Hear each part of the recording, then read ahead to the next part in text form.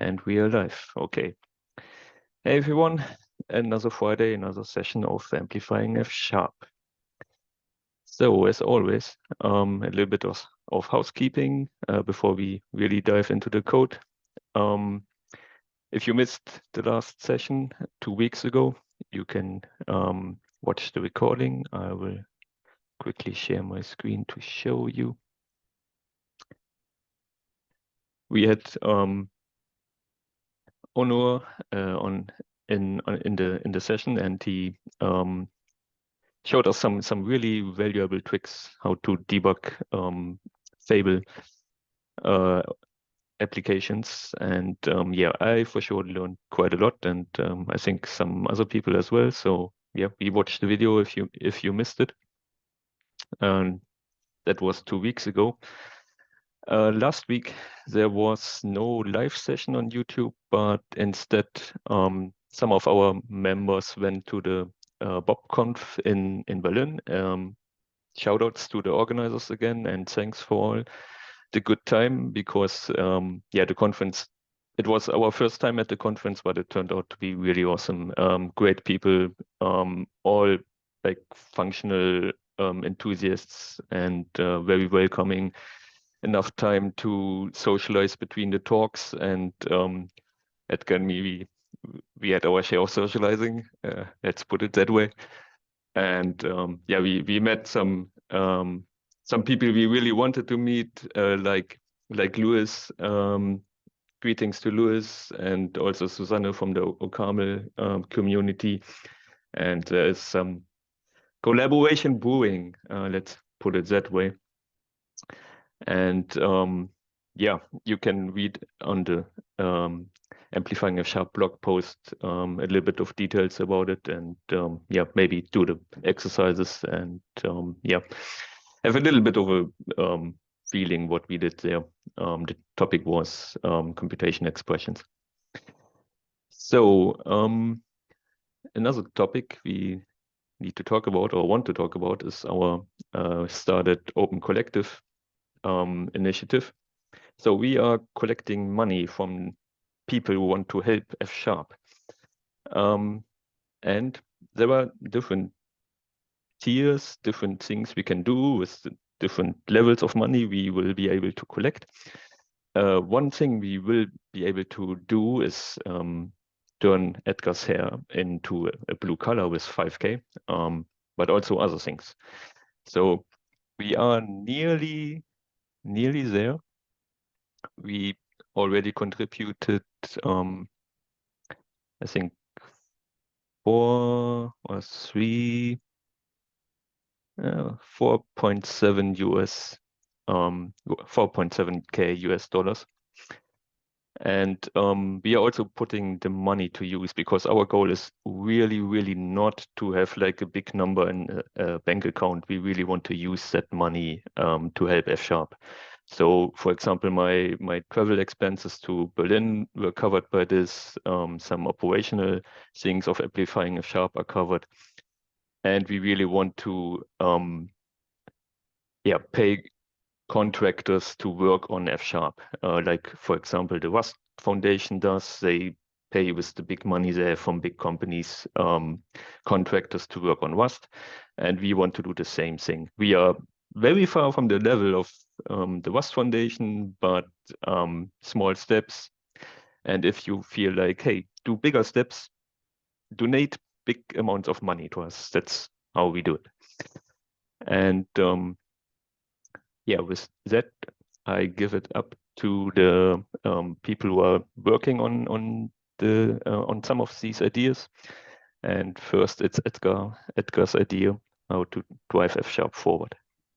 Yeah, thank you, David. So as David said, I completely second that statements. We want to really invest in F Sharp, all of the contributions that have given to us. And one of the initiative is to have a really awesome language tour, or try F Sharp on the website, on the web. So we are we are looking to partner with members of the community to develop that experience like the Gleam language has. They have a really awesome tool where you can go, end to end to be able to learn the language on the web browser. So yeah, stay tuned to us. We are going to, be talking about that in the upcoming weeks.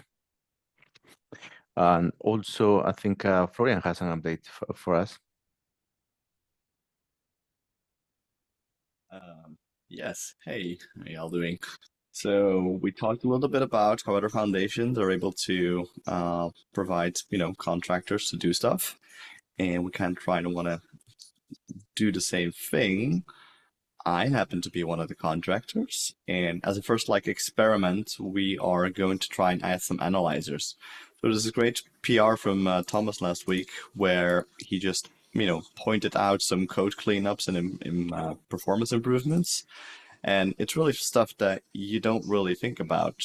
For example, this doesn't really make any sense. You're kind of pattern matching for a list with a single item, but there's also a little performance bump that you get when you're doing an equality check on the empty list. It's just way cheaper to do a list that's empty.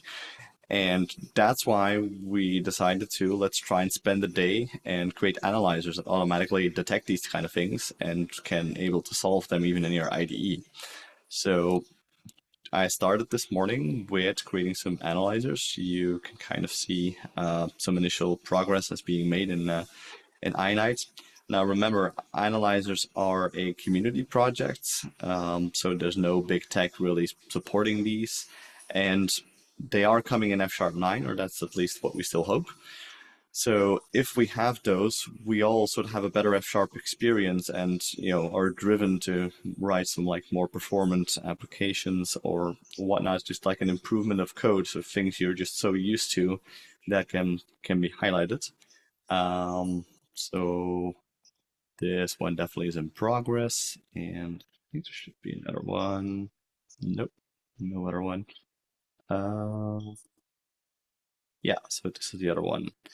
So yeah, long story short, having more things like this is beneficial. So if we were to have the official support for F# analyzers like C# has them, yeah, without any actual analyzers, that won't bring any value. So we just need a bulk of these things, and that's why I'm really, very motivated to crank out this entire list.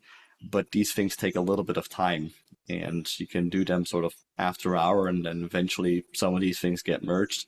But it's good to just let's take a day for this and let's just do the work, because that's part of it.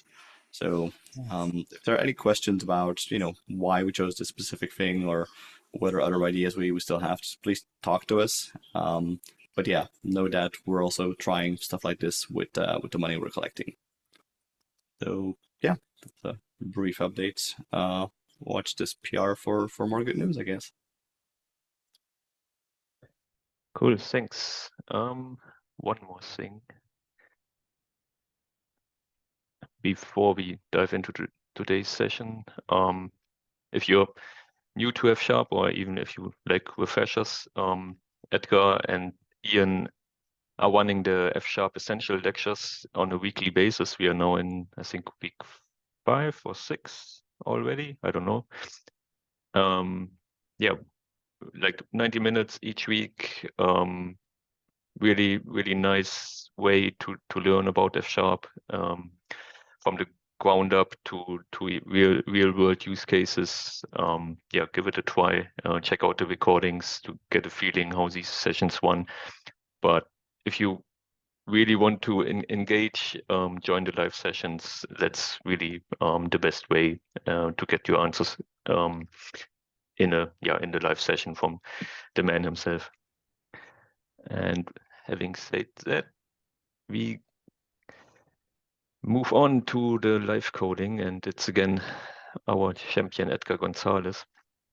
He identified another shortcoming in the compiler about warnings or missing warnings in the case of obsolete constructor parameters. And yeah, let's see how we will solve that one today. Right. Thank you, David. Yeah, as David said, I'm going to be investigating and hopefully fixing that issue. And yeah, kind of show a little bit what is the kind of the process around how did I went through in order to fix that issue. First of all, can you see my screen? Yep. Yeah, so this is the amplifying F sharp session page. And the idea is simple, like, when you are creating your library or you are just coding and you don't want to use any more a property, and either in C sharp or F sharp, what you do is you mark your property as obsolete, you pass it a name, and then basically you will be notifying all the callers or all the usages of that property to be obsolete. So your user will know that that's not that you shouldn't use that. You should use what is suggested instead. But there is some shortcomings in the F-sharp compiler when it comes to attributes in general, when it comes to to notify those warnings or errors. So so I have been fixing the last 2 years, maybe 10, 15 issues regarding this, but I always find a new one. So these are the gremlins. When they touch water, they keep appearing, they keep appearing, they keep appearing. So yeah, today we will be trying to investigate and fix this. So let's switch to the IDE. So this is Rida, and I am using a Scratch file, which I'm going to kind of show what is the issue that is happening actually. So we have a type, a class called JSON serializer options, and here we have a member which is set to be obsolete. And as you can see on line 13, when we try to use the property, it's still not complaining. It's still saying that everything should be good. Even if I want this to be an error, it's still not showing anything, which is, really, really bad in my opinion, in terms of, notifying your users that the consumers of this member that you shouldn't be using this. But there is something interesting, because this will work if you use it in a setter. Let's say if you try to set this as a member after you instantiate the class and all of that, it works. So yeah, we are doing something there, right? But I guess we are missing a check, calling a function that calls the check attributes somewhere. So the expectation for today is to investigate why we are not showing the same warning on error on line 13, and hopefully be able to get a accurate range and be able to only show this part on the range of the error or warning, rather than the whole thing, because most of the ranges that are used in the compiler, they are the outer range, which doesn't really tell you exactly where the issue is, just tell you that somewhere around there is the issue. So yeah, that's what we're going to do today. So what's the first step I always do before I start checking the compiler? First of all, write a unit test. But before I do that, I want to, if anyone is out there that doesn't know how to contribute to the F-sharp compiler, is as easy as clone the repo, get it to your machine, and then follow the developer guidelines, which is basically just run, if you are in Windows, you just run the build.cmd, and then you pass the flag no Visual Studio, and that will it will build the proto compiler, and it will do all that is needed in order to you to start running tests or putting breakpoints and all of that. You can also run this on Mac by just running this build script, and you don't need to pass any Visual Studio, anything like that, because you are on Linux or Mac. And yeah, so if you want, for some reason, you have a problem and you want to maybe add some string internal string resources into the compiler, maybe a warning, error message, or a new language feature, and you want to know more about the developer guide, you can click on the developer guide and you will land into this page. And on here, there are information like how can you update your fork, something the same thing for the Windows, but there's one important thing that I want to show you is how to run your tests. And this one here, the updating the fscomp fs and this fscomp regex. And this is a way to, when you add a new entry to a to this txt file that's called fscomp or this file, you will need to run this on Windows in order to basically make that the code. There will be some resources generated, so you can use that message on your code. If you are in Mac, you just need to run the build script with the release flag, I guess. Yeah. So with that said, it's really easy to get started. I just don't even think it too much. It's just the same, the usual steps, and you will be ready for that. So now, first step is to go to the class that I know where I have been writing my unit test, which is obsolete attribute checking.test.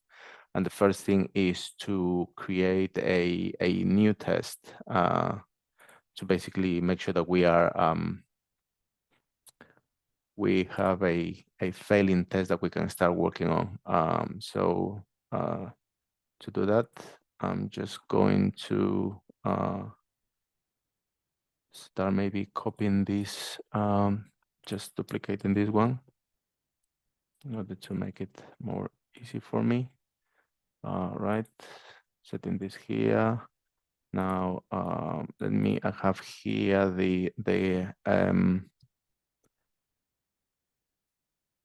going to replace this with the text that was raised on the error message. It's on the issue that was created. So obsolete attribute warning is taking into account in a constructor property assignment. So what we can do here is copy the code that was somewhere that was in our script and put it here. All right, and then this will get us there. So just remove this for now, and then let's check. So we have defined our class, we have our open statement, then we have this, all of these. So if I run this, this should pass. Oh, no, I need to remove the ignore warnings because this is a warning yet. So if we don't want to, we want to really show this, the warning, we need to remove that line. So now let me run this and this should pass. I mean, I'm saying that this fails here because that's what I'm expecting, but the error I'm expecting is like this will say this was expected to fail but succeeds. And then we can really go a little bit more in detail and see where in the code we can look at. Yeah, so another thing is useful when you are contributing is to kind of see where is the documentation for the compiler. So there is the compiler documentation, and on here there are key folders, as you can see here, like the abstract IL, syntax tree, type tree, checking, and all of that. And most of my contributions, they are based on the checking logic, as I always say in the sessions, I think. So and on here there are many folders, and the two that I really use the most is the check declaration, the check expression. This is where's my where I live and breathe, in those two files. So here we need to kind of apply some common sense and say, okay, let's see what the test says. Yeah, the test says operation succeed but expected to fail. So yeah, this is basically we have replicated the issue. We know that it's not showing a warning or a error. So yeah, that's the first good step. But I was saying we basically need to apply some common sense, or at least think a little bit and say, okay, this part here is a declaration. We are declaring something, and in this, the options is a expression, or at least the right-hand side of this part is an expression. So I know it's going to be close to it's going to be in the check expression, or at least that's the first place I will look into.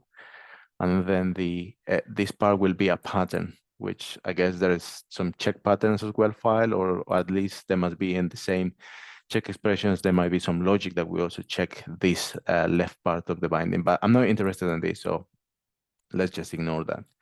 So what I do is basically then go to the check expressions file, and for that I will just go to my check expressions, and then here there are, I don't know how many lines, 10,000 or something. It's huge, and that's why, you know, sometimes my my little machine really struggles to process this file. So this is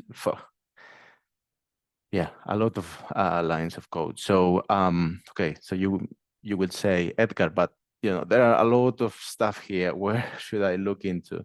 So we know that we will be doing something with expressions. So I guess, you know, you can start by looking something like expressions, or more like TC is for type check expression.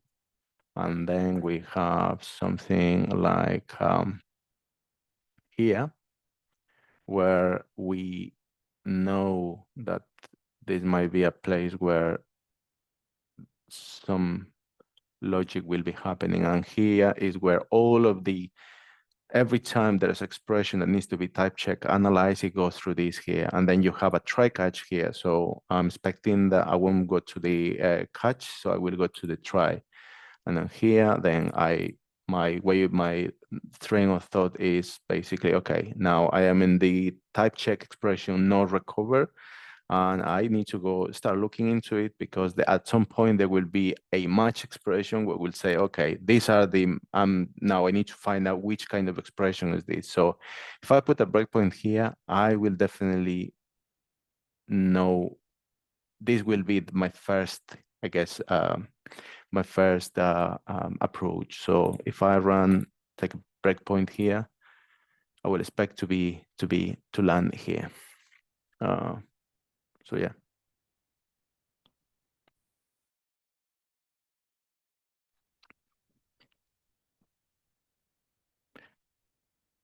Okay, well, this is running, and because take some time, I wanted to show you a little bit. This is maybe out of scope. No, it's still scope. So the tool I use to learn all about, or try to familiarize myself or get familiar with AST, is this amazing tool. I would say Phantomas tool. This is for someone who wants to contribute to any compiler, or not any compiler, but for the F# compiler at least, and wants to know how the AST looks like. It's here. So on here, I can basically check that if I put my code on the left side and then select the show the untyped AST, I will be shown, you know, the structure, what the compiler is using to analyze all of this. So I have a let binding that has a sim binding, that's okay. And on here, there is a sing expression that is an application, and it has the fun expression, which is the name of the constructor, and then it has the arg expression, which in this case are all the expressions that are inside of the parentheses of the constructor parentheses. So I can see here that I have a parenthesis, that then I have an application that is the default options, which is this one here, and then the true is the sing, this arg expression here. So we can see that all that logic is there. So this will give us a little bit of a mental model of when I am debugging the compiler, I will know that it will take me to this point. So let's go back, and we are here. So this is the sing expression constant. And if I go to my unit test, and I think that is analyzing this first part here. Because yes, this is a declaration, as I said before, but there's also I have expressions inside. So that's why it's doing that. So if I then go here and then try to see where are we, so it has go to the expression thing. Yeah, this is not what I want, I guess. Let's see the next one. What is this now?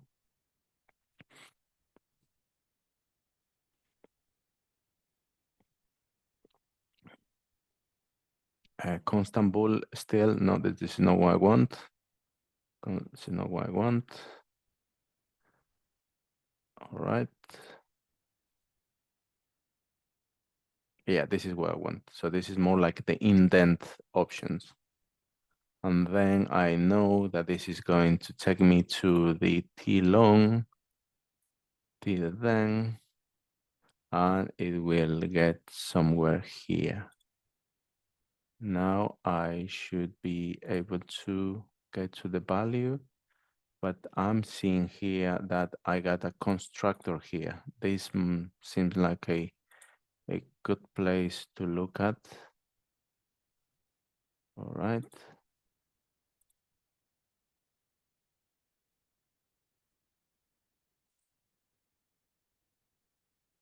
All right, so it's okay.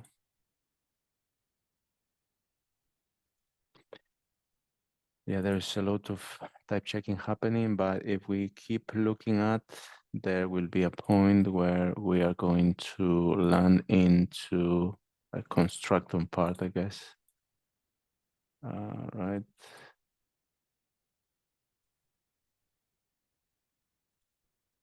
Yes, there it is. So now we have landed into this place, which is checking the JSON serializer option constructor.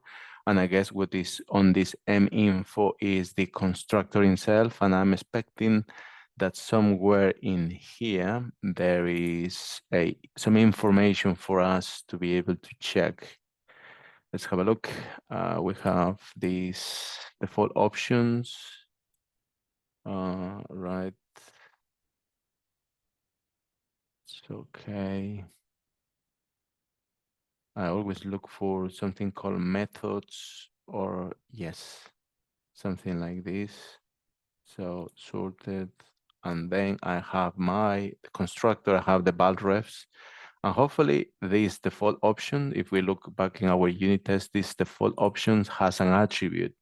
So my hope is that one of those bulk refs will have the obsolete attribute there.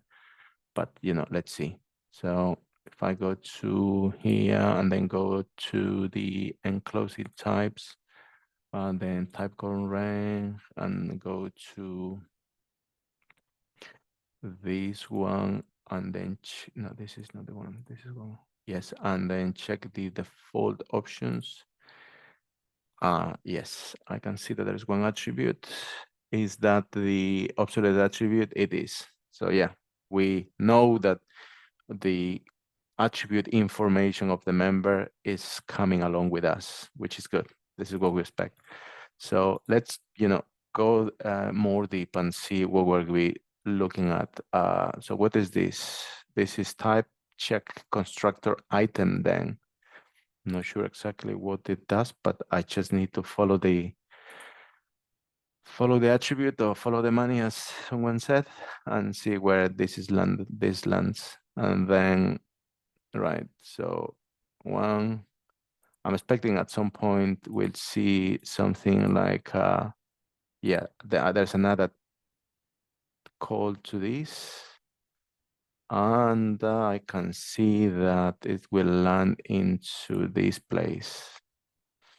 All right, so what is this? This checks and inherit ties declaration of an implicit or explicit class. Yeah, don't understand much of that, but seems good to me. So on here I have a name resolution item constructor group, and I have some args. What is this args? I guess this is something to do with the constructor itself, because this scene expression parent reminds me a little bit of this stuff here. So I am expecting that I won't see any attribute, but what I will see is this information. I will see the default options equal to true. Yeah, so I expect to see that information there. Let's have a look. So if I go to here, I have the parents, yes, and then I have a tuple. Interesting. Why a tuple? Because it has two values. So it has this seems like oh yeah, here's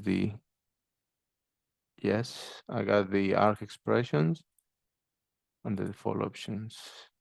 But I guess that's not relevant for us at the moment because we just need to know if we're in the right place. But we will, I guess, need to use this at some point. So, right. So we're in the constructor, and then we can continue, and then I can basically check. Okay.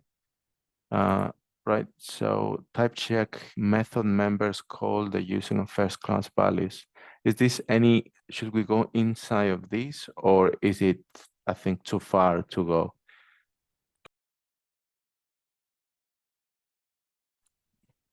Let's look around and see what we said, what is being analyzed here. Arcs is always list length except indexes. And this goes to, yeah, it will really go, in a more deep analysis inside of a class. I think we based on the doc and the comments, and based on where are we, I think here will be a reasonable place to see where we can put the check if there's a need, because we know that the attribute is coming here. The attribute is coming somewhere inside of a data structure, is coming here. So, we know that we're in the right place. So, yeah, I believe we can, stop this here and then try to see something. So there is, this is based on what I have done in the last year or so with the compiler contributions. I know there is a file called attribute checking, which, as it does what the name says, it analyzes the attributes. So, and we are analyzing in this case a balref. So there must be something like called check bal. Yeah, I mean, yeah, I already knew this, so I'm kind of cheating now, but I already knew that there is a check bal attributes that receives a bal ref, and then it will do what the existing logic does. So we just need to make sure that we can call these check bal attributes on the right place, and we will pass it a bal ref, and that will do the job for us. So with that being said, now first step is to see how can we construct that bal refs. And let me disable copilot, disable completions. So I can say the bal refs, and then I will say that I have the m infos. And then I know this is a list, so I'm going to say list dot okay, list dot collect, this list dot choose. It is a list, so I can do a list dot choose and then do a concat to merge all the results as Jimmy suggested the other day, that there is an easy way to do both at once, which is the collect. So I'm going to use Jimmy's suggestion, and I'm going to basically collect those values. So I would say that this, let's call it m info, and then said, okay, m info. Now let's see if my intelligence is working. And then it was something like enclosing types, enclosing. or something like that. Apparent enclosing type, apparent enclosing app type, apparent enclosing yeah, Tycoon ref. I don't know. It seems like this is what I want. Let's see. And then I will do members. And then I have the sorted and by name. I guess by the information on the tooltip, it will be easy to use just the balref.list because it brings already the information I need. If I select this one, I may need to do some gymnastics just to try to get the balref inside of this name multi-map that I don't really know what it is. Okay, so let's see this. And it seems like it is compiling. Now, let's put a breakpoint here, I guess. And I just want to make sure that I am getting some values here. Yeah, I'm just going to know what is this balref thing.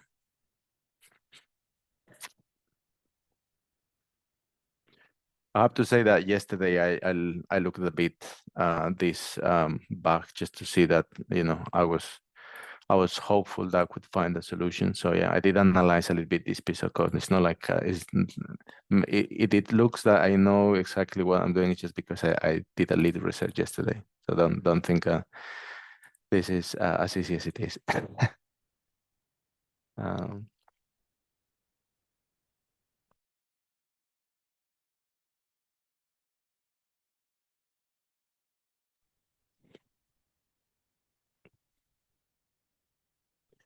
So in theory, we should be able to graph these two properties. I want to see these so I can get access to the attribute here. And then I will pass that balref to the check val attribute and then see if my test now fails. I'm at this stage, I'm not even worried about the range or anything like that. I just want to see the error being the warning being thrown and then erase, and then we can, you know, adjust everything and all of that. Right. I just wanted to check. Now that I have maybe now I'm a little bit curious why the AST for this on the compiler in the debugger says that for multiple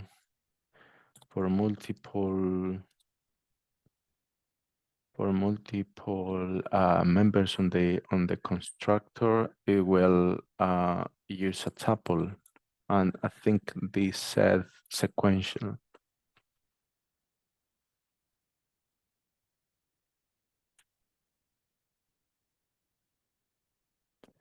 Okay, so I have my let, I have my expression. No, it has a tuple, so yeah, this is correct.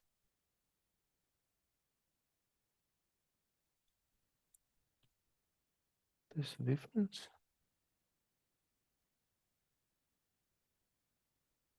What? Oh, is this correct, Florian or David? It is, because you are kind of doing you're creating an expression that you could also have in just doing it in 2 lines. I mean, this won't be correct any further than the untyped tree, but for the untyped tree, the expression is basically you have a sequence of 2 things, default options and custom options. So that's where the semicolon creates it.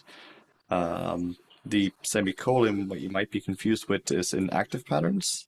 When you do named access, there you would use a semicolon, but that's a pattern, not an expression. So we're looking at expressions right now.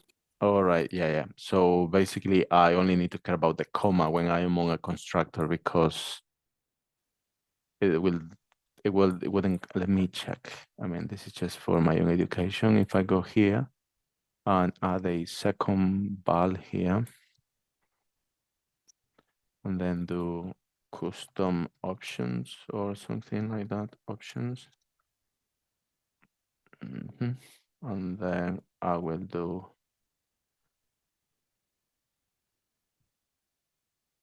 custom options equal to false. This won't compile, but if I do this, oh, sorry, I'm just hitting the wrong key bindings for all right. So this is invalid, this won't compile, and this is valid because of that. Okay, so yeah, I'm safe to assume that in user's code, there won't be a semicolon here, just be a colon. So a comma. Oh, yeah. Okay, anyway. Let's switch back to the compiler itself and see, yeah, I don't need this breakpoint anymore. I don't need this anymore. I don't need this anymore. I don't need this anymore. Or maybe I do. Valref, if this is analyzing the first one, will be 0, of course, because it doesn't have anything. Check this. 5. And I do have a constructor, and I need the default options, and I have my attribute here, which is obsolete attribute. So yeah, all good. Now, why I don't have another one here?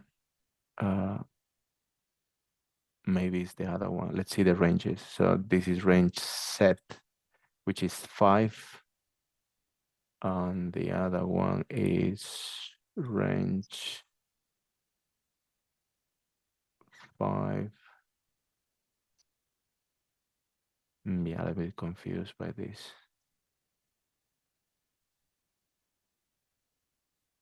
If you go back to your tests, Yep. so the with get set basically produces 2 of these things.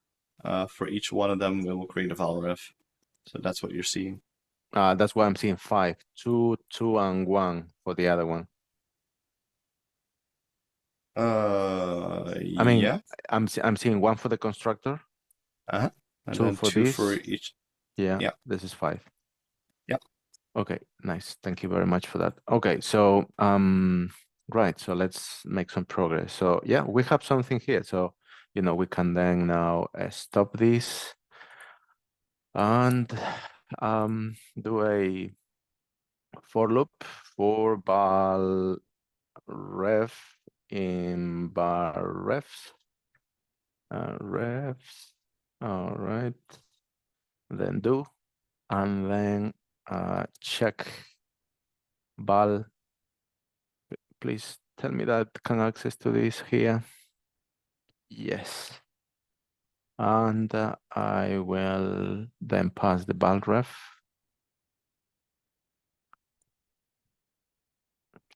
Maybe I can even try to be only send the on the sense the one that are members, but yeah, for now, just I'm not going to worry about that.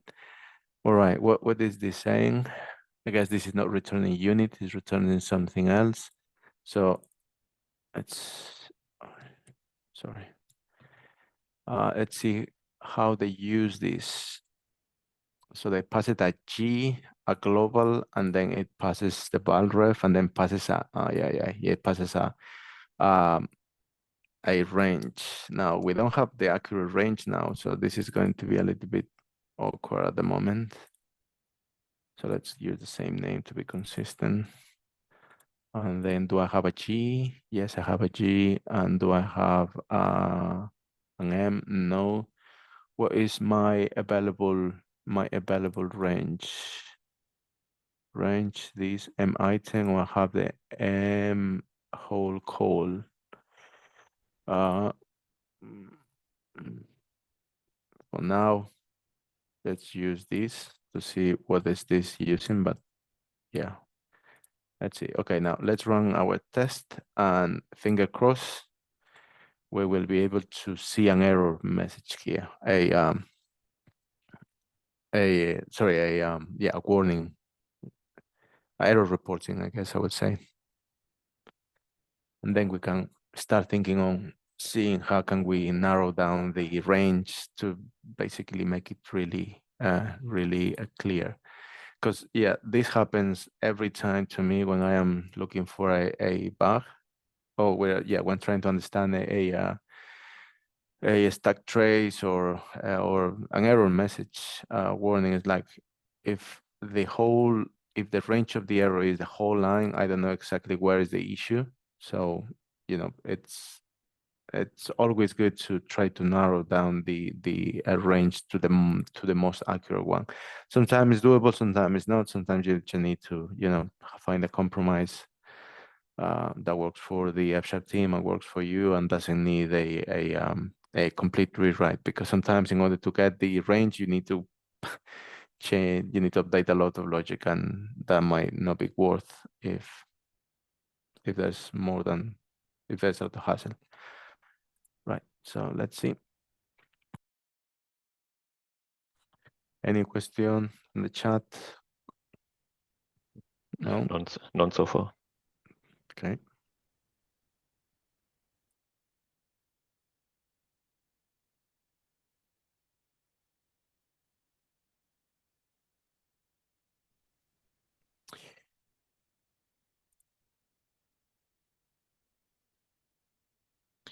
Yeah, I have to say, big shout out to UK Rustation, because last time I was in the Discord and I think was fixing a different bug, and he joined the Discord chat, and he helped me fix another issue.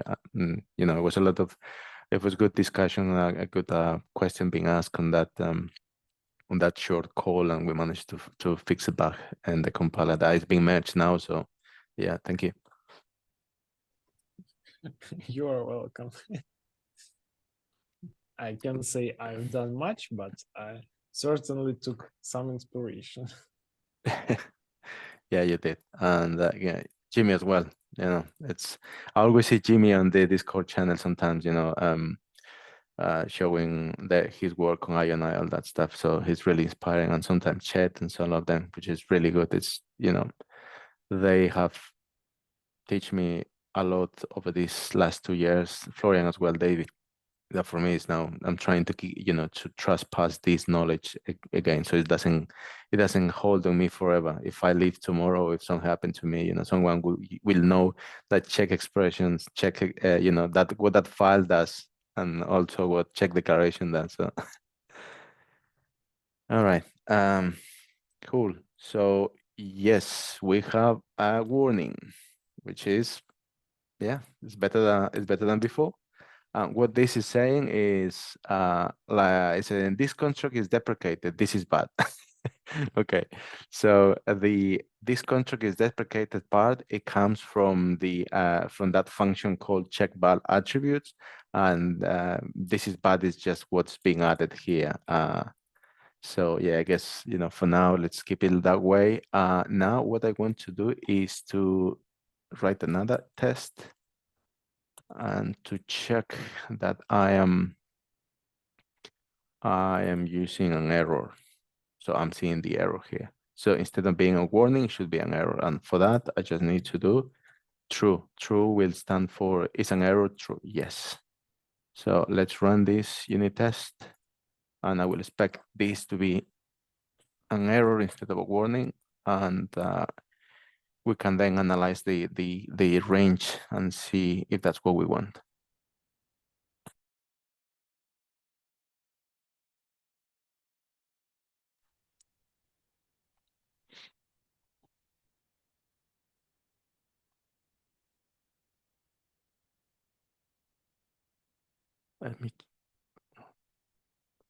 My machine is behaving quite decently today, so really happy about that.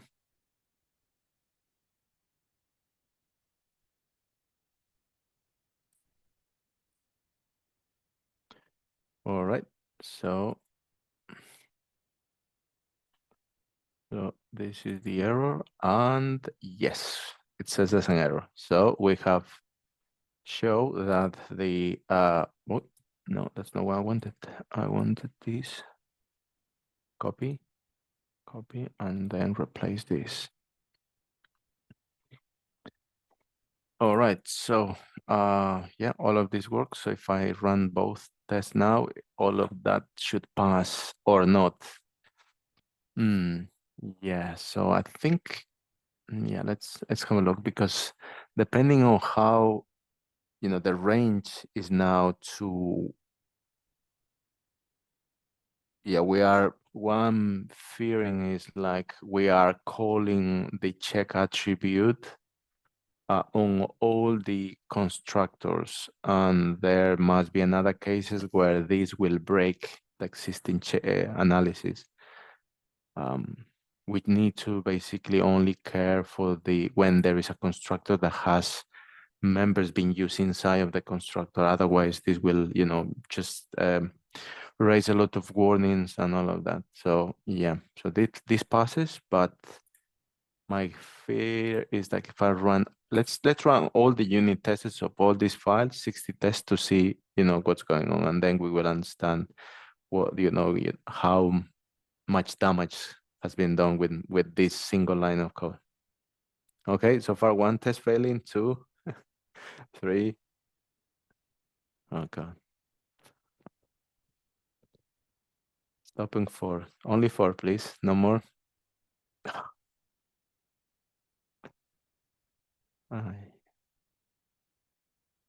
Ask and thou shalt receive. 7. Oh God. Okay, no, not that bad. Right, but I kind of understand where are these errors basically, because now we are analyzing. So this member is now being analyzed.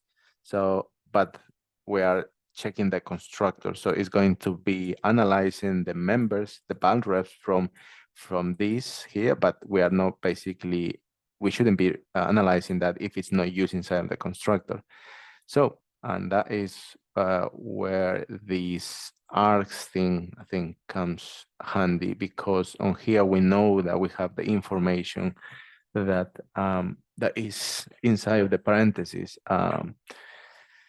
So I guess, what we need to do is to kind of have like, if constructor arguments is not empty or something like that, and then do this check, and then we only be, you'd only be analyzing what we need to. Now the problem is that, or the challenge is that all of these, in order to analyze this, we cannot do it in an if-else manner. We need to kind of build something like recursive that will go through the parentheses and then find if there's another parenthesis, analyze every single part in order to get what we want, which is the I guess what we really want is the idents to check.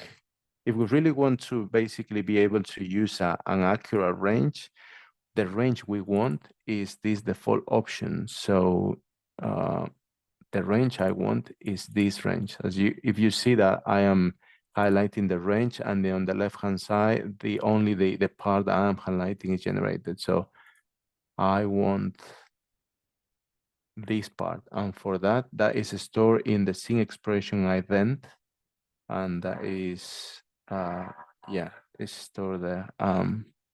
So yeah, I need to go through all the, the syntax, the sing expression shapes, and analyze that. Right. So let's try to do that. I mean, I'm sure I'm not going to get it right at the first, so I will need to improve this a little bit offline. But yeah, let's give it a try. Okay, I mean, ideally, what I think when people does in the compilers, they create some active patterns, then they use it. But for the sake of this, let's just only create a a simple function that's going to be recursive here. So let's try to say get constructor args, and then this will take expression, and then I will need to match against the expression, and then here. All right, now let me check the one here. I know that the outer part is always going to be a parenthesis, right?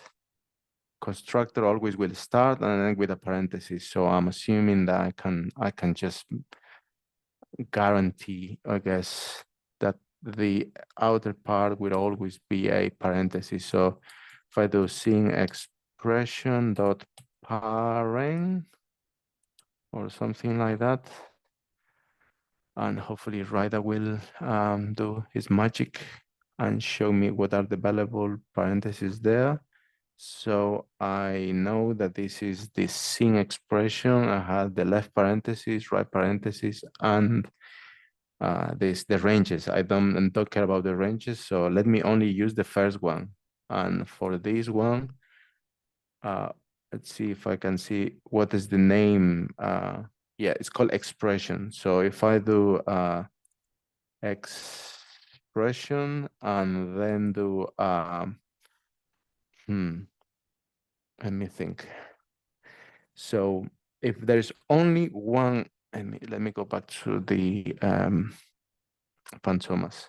So let's use, because I noticed that there's different, AST generated. So if I do only one,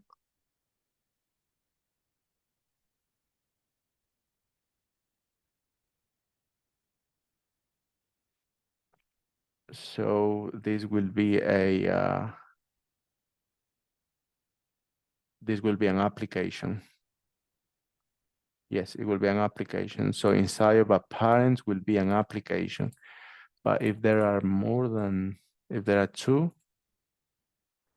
this is a tuple. And then I will have a list of Sing Express applications. So, yeah. And if I do 3, use this equal to false.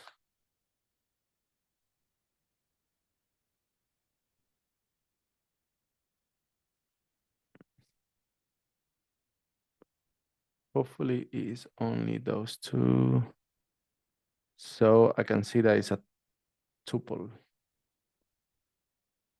All right, yeah. So yes, I need to write more unit tests, but for now only care about the application and the tuple part. So for that, I should be able to say dot sing expression dot application, and then here let's see what do we have inside of application. Right, that will tell me or not. Yes, so we have flag. Don't care about flag. Is in fix. Not sure if I need that. No, I don't think. We have fun expression and we have arc expression. So fun expression of arc expression. Which one should we care about? Fun expression, I think. Arc expression is what is on the right-hand side of the equal, as I can see here. So it will be fun expression, right? So in order to, because there's in F# you can, when you use discriminated unions and they have name arguments, you can only if you pass the name of that argument, you don't need to use the rest. So this is a less verbose way of doing that. So if I go to the tooltip, I can copy this and then I can paste this one here. Let's call it this expression. And this will cover the case for that. And what we want to do with this is we want to make it recursive, because Made a mistake here. Constructor args. Okay, so we wanted to make it generic so we will be able to call these from within, so we can basically do that. Okay, so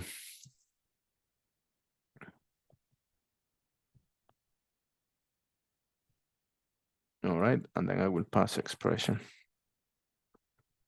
All right, so then this is for the case for the single parameter. Now do the sing expression dot parent again,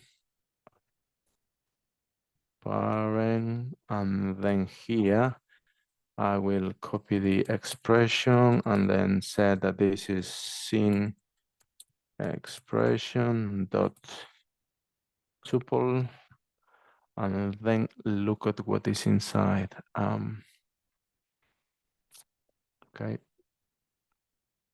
just show me. I have a struct, I have an expression, I have a comma range, and I have that.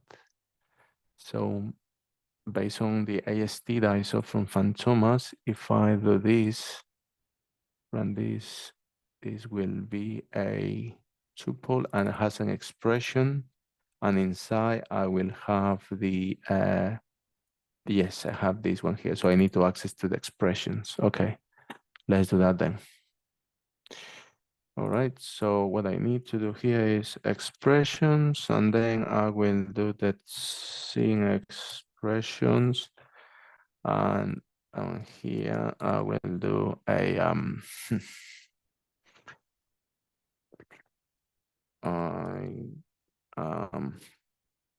yeah, I need to iterate over this, so I guess I can do list dot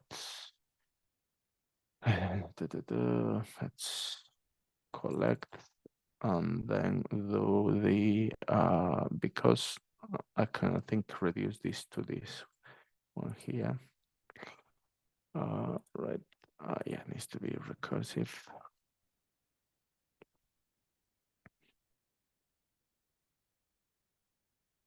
All right, yes, of course we are missing some cases. So now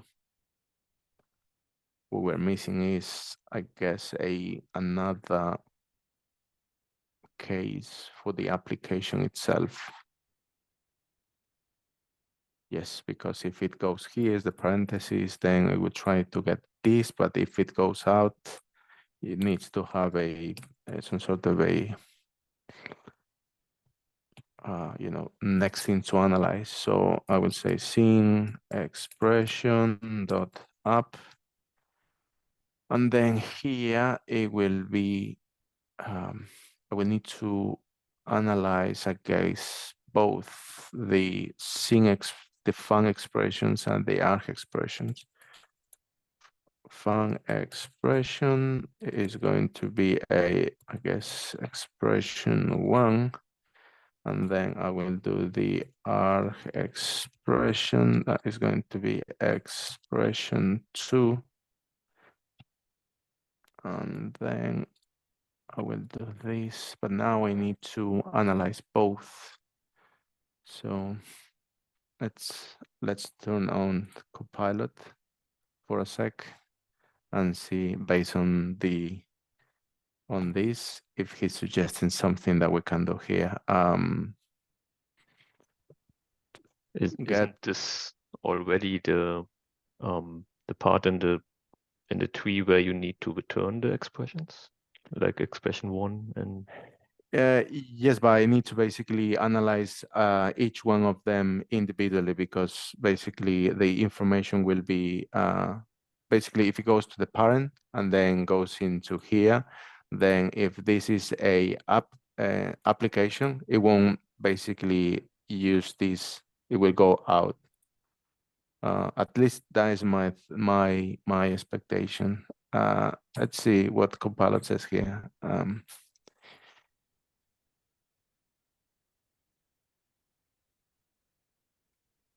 Is this the wrong name? you miss a C. Yeah. Funk. And as I said, this is something that I will need to really check it out offline to make sure that I am running all the unit tests, all of that. And what we are looking after is the seeing expression, and I guess was the in event or event. I think I am looking at the event, and then I should be able to set that this is the event.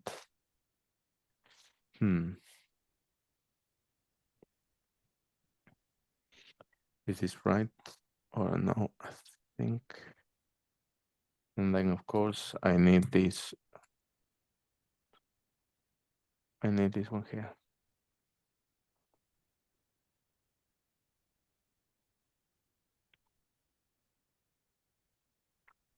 By the way, David, I kind of use your attribute here, right? Because I'm not using it's not the take all recursive attribute. No, you can't use it here. Because it's not being, this is not allowed, this is not using all of them, is it? It's just not a tail recursive algorithm. Cool. So now next step will be to, yeah, I need to check this one here. I mean, it compiles, but it doesn't really give me the confidence to really say that this is exactly what we need. But from top of my head, and after thinking a little bit, it's what the best I can come up for now. But yeah, I will double check with the unit test and all of that. All right. So next thing will be to get the constructor, so CTOR args. And on here, I will need to get access to this one here. So CTO, let's call it arg expressions like this. And then I should be able to do this. And again, my favorite function for today is list.collect. Let's see how that goes. And now let's ignore this for now, so I can see if we have some values here.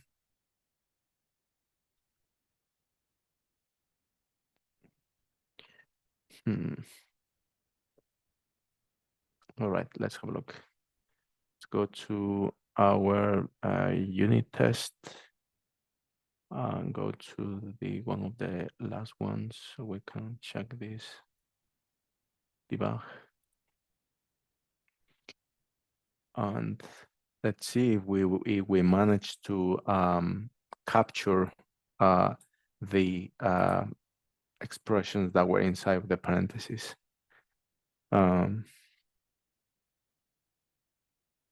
So we can at least, be able to not really break the rest of the analysis because of the members that are used on the class, but not in the constructor, if that makes sense.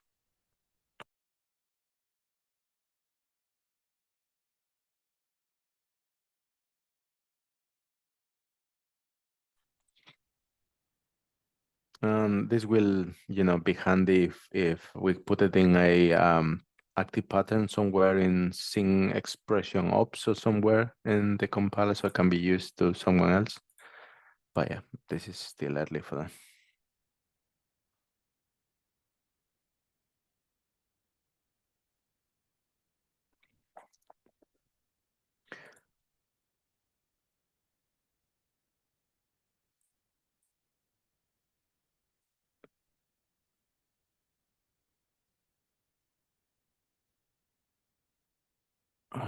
Let me check the issue for this, because I saw some conversation happening here.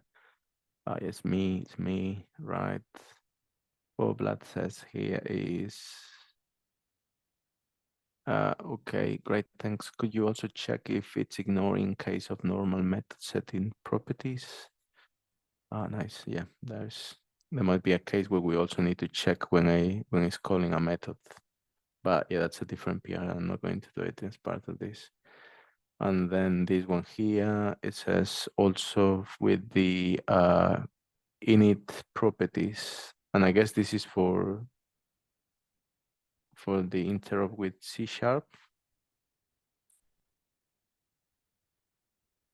Yeah, seems like.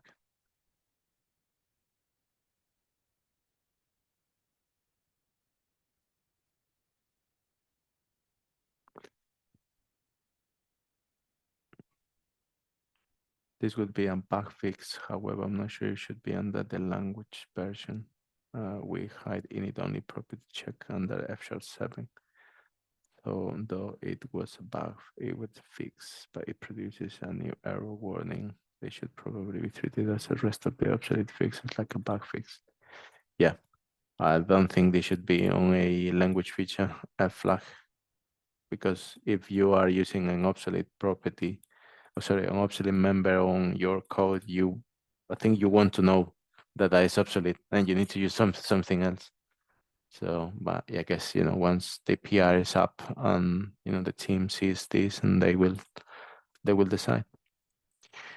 All right, so no constructor arguments on the first constructor because it is the declaration. That's okay. On this one here, we have two. So we have the default options and we have 936. So this is 936, 950, 936, this one, and 50. Aha, we have the range we want. And now, yes, so now is let me put a comment here.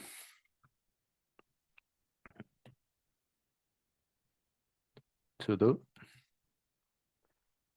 Check this properly and make sure you cover all the cases.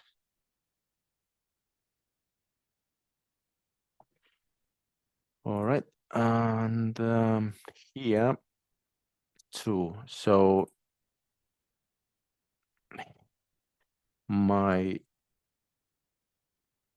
let's replace this this here. I only want to analyze this if not CTR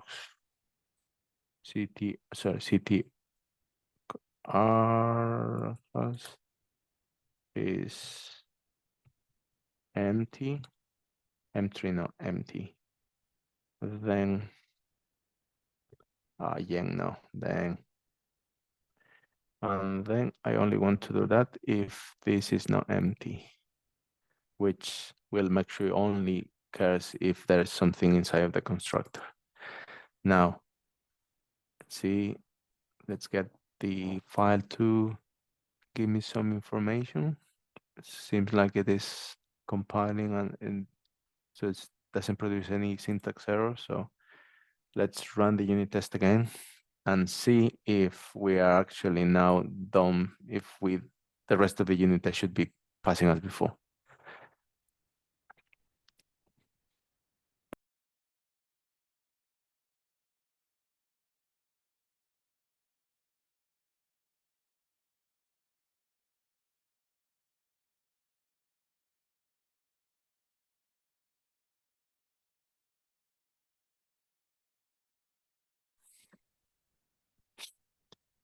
All right, so this will take a bit, I guess. So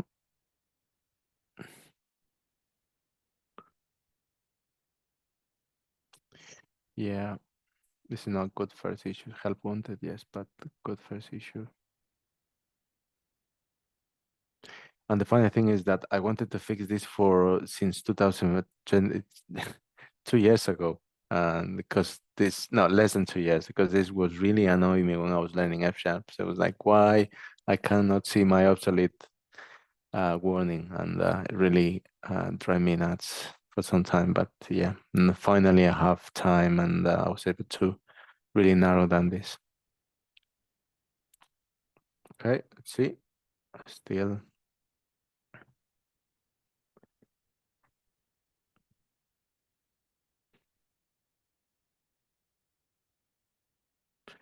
Now let's think a little bit more here. So in theory, if I only want to get, because we saw that this construct argument is going to bring both idents from the item that has the attribute and the other one that hasn't. So, and we know that the bulk refs, one of those, it has the attribute. So I guess what we can do is filter the bulk refs and filter them by only getting the one that has the attribute, the obsolete attribute. That way we can get that the only member that has the attribute is in this list, and then we can say, okay, so if the item with the same ID text, it is inside of the bulk refs, then we took that range. So we can basically match the names and then match the and use the range, and that will give us the most accurate one. And then because it's a list, I can check different. I can check different members and use the right the corresponding range. All right, and we have succeed, and we have all the tests passing, which is great. So yeah, okay, so for this part, yeah, I think I'm going to do this part because we have go more than 1 hour and 15 minutes, and I wanted to, ending a good note.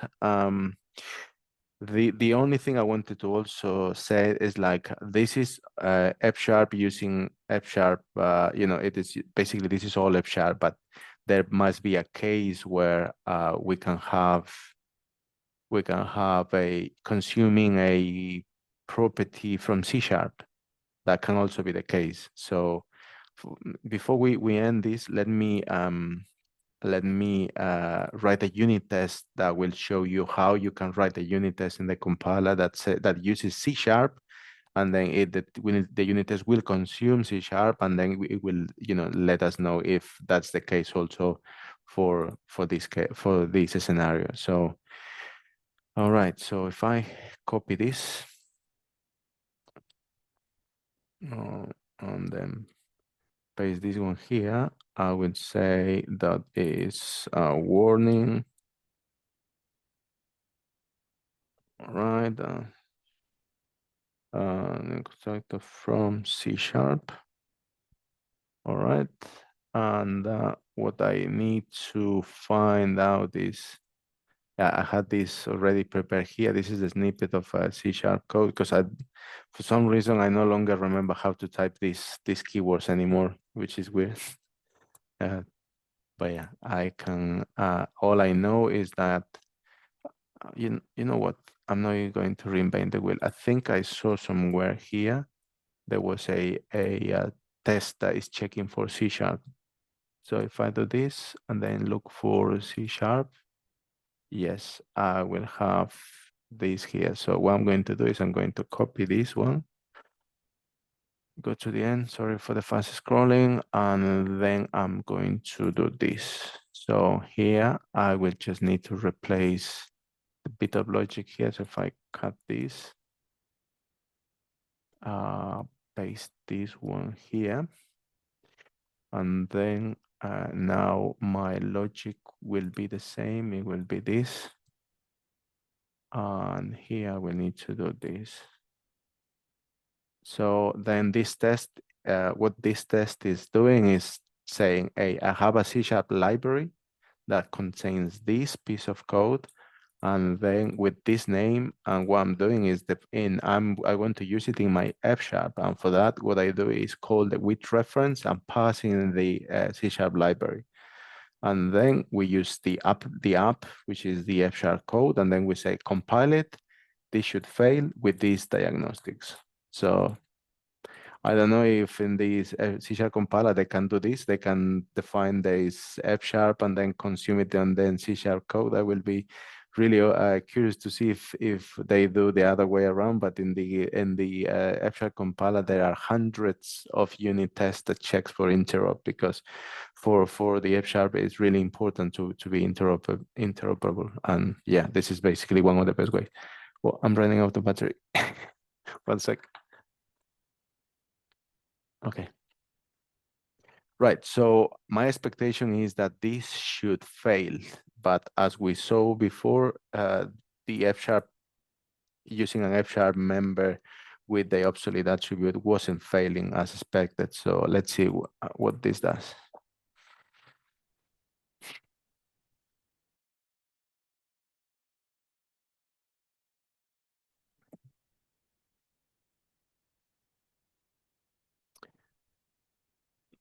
And in theory, it should fail because we are doing already this check here. But what I'm not sure is if that part of the analysis also comes down to this path. Maybe it goes to a, it's in a different place. But at least, we need to, for completeness sake, we should test this scenario, because, yeah, it's the right thing to do.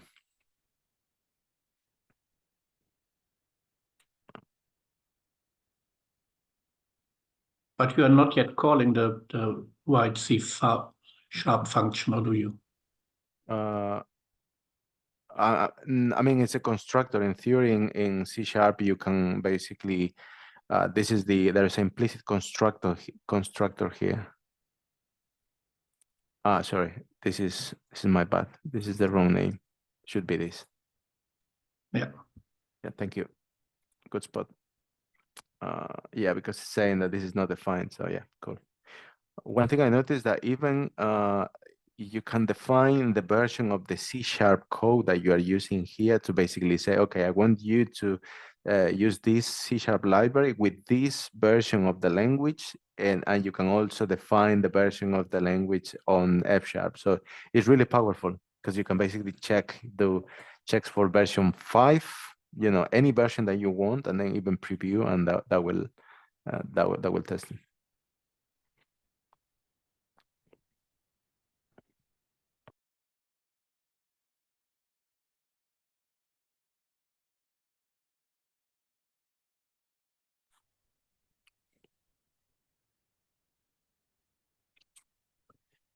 Let's have a look.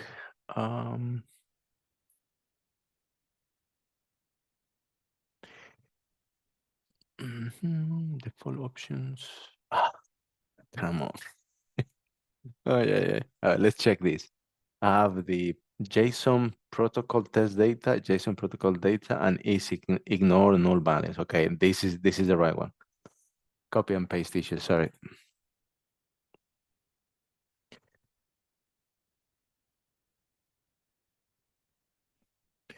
But yeah, I will need to also make sure this works. And yeah, I will be curious to understand if we use the same analysis for both cases.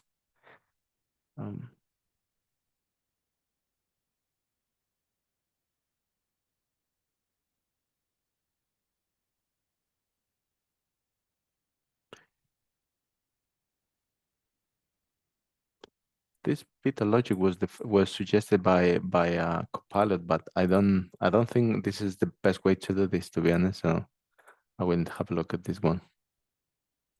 I mean, in theory, it is because it is concatenating two lists, but I don't know what the implication. Right. No. Operation succeed expected to fail. So yeah, this clearly showing that this analysis, at least that this analysis, when you use a member from a C# class, it doesn't go, it doesn't go through the same logic or the same check. So yeah, I need to fix this.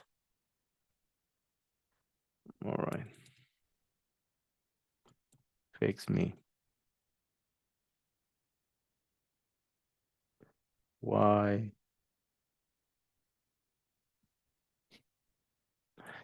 All right.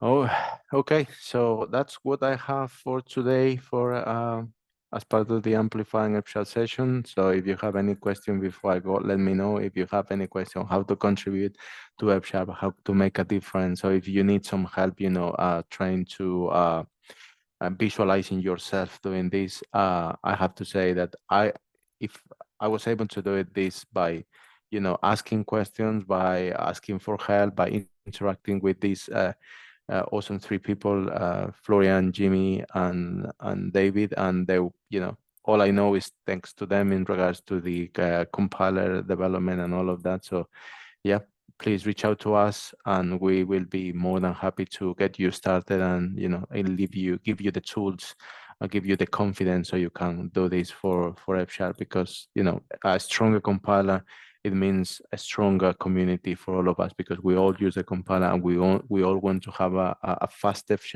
We want to have a good F#, and yeah, that's what we all strive for. So with that being said, yeah, that's all from me. David, if there's any question, let me know. If no, I will hand it over to you. No, there are no questions in the chat. So I think we once again want to say thank you to all the contributors, all the donators, especially. Yeah, you see our work. We hope we let our work speak for itself. So yeah, if you can make a difference money-wise, supporting-wise, think about it or talk to your boss maybe. Because yeah, so far it's really 99% individuals who have donated to our cause, and yeah, to really make bigger actions, would be nice to have some companies as donators. But yeah, that's it for today. Thank you, and yeah, see you next week. Thank you, everyone.